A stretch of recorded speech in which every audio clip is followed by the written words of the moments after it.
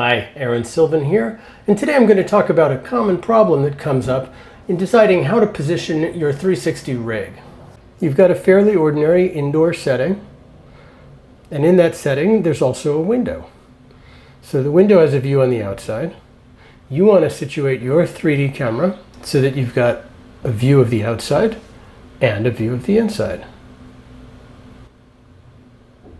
The question is, how do you set up that camera for the best results?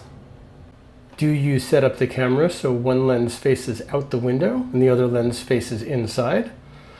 Or do you turn the camera sideways so that each lens gets a view of the outside and the inside? Let's try it both ways and compare the results. First, we'll look at the camera in the sideways orientation, where each lens has part of the outside and part of the inside.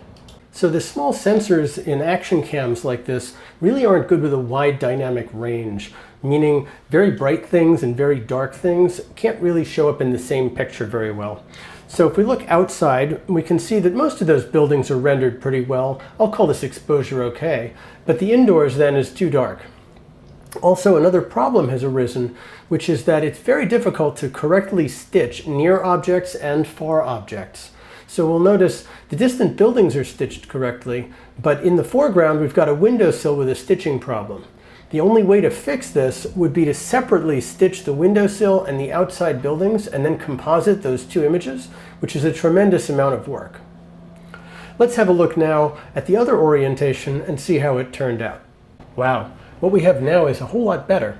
The outside looks similar to before, but the inside is now correct. Also, as a side effect, we no longer have stitching problems. The distant buildings and the nearby windowsill are all covered by the same camera, so this time the stitch lines are inside the window frame.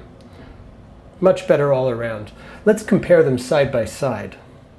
So setting up the camera this way gives big problems with stitching and problems with exposure. Setting up this way, everything comes out a whole lot better.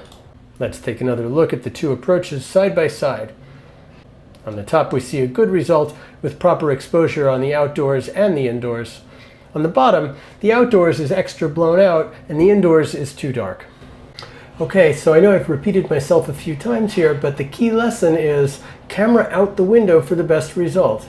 That is, if you're trying to shoot indoors and outdoors at the same time, use a separate camera for those two very different exposures. It'll be easier to stitch and you'll get better exposure results. This is Aaron Sylvan signing out. I hope this lesson was useful.